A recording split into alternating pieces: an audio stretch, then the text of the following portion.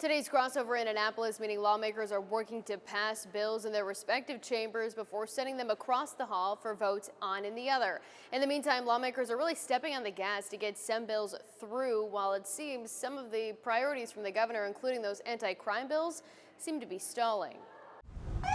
Hours after another weekend in Baltimore City gripped by violence, lawmakers in the State House debating what's next for Maryland.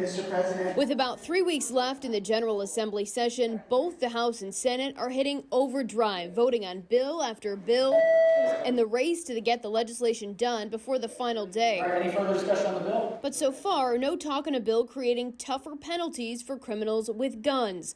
A priority for term-limited Republican Governor Larry Hogan getting blocked by Democrats. After clearing the Senate for years, Senate President Bill Ferguson hitting pause until the House moves. I was very disappointed in the Senate President making that statement. Having us and the Senate on board and pushing the House, I think, is a better strategy. We are front and center focused on the crime fight and making sure that we have the right tools. You know, there are parts that we have just a policy disagreement on in the remaining part of the governor's bill. Hogan's push to shine light on the sentencing data from judges, a compromise clearing the Senate, again landing in the House. After ignoring questions for weeks about what's next, we caught up with Delegate Luke Clippinger, Democrat from Baltimore City and the chair of the Judiciary Committee. We are catching the Senate bill tomorrow. Some people have said that passing it out of the Senate by jurisdiction waters down the intent of it. Would you agree with that? I think you have to look at what the intent of the legislation is to begin with. I think what people want to see is if people are getting convicted of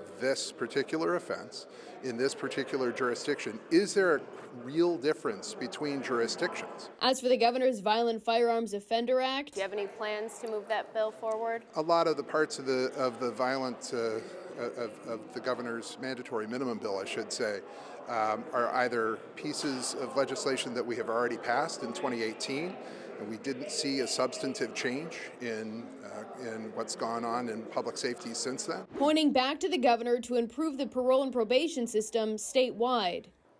The hearing is scheduled for tomorrow afternoon for the Judicial Transparency Act in the House Judiciary Committee. And while today is crossover, remember that the rules can be suspended. So if a bill doesn't make it out of the respective chamber by the end of today, it doesn't necessarily mean the plan is dead.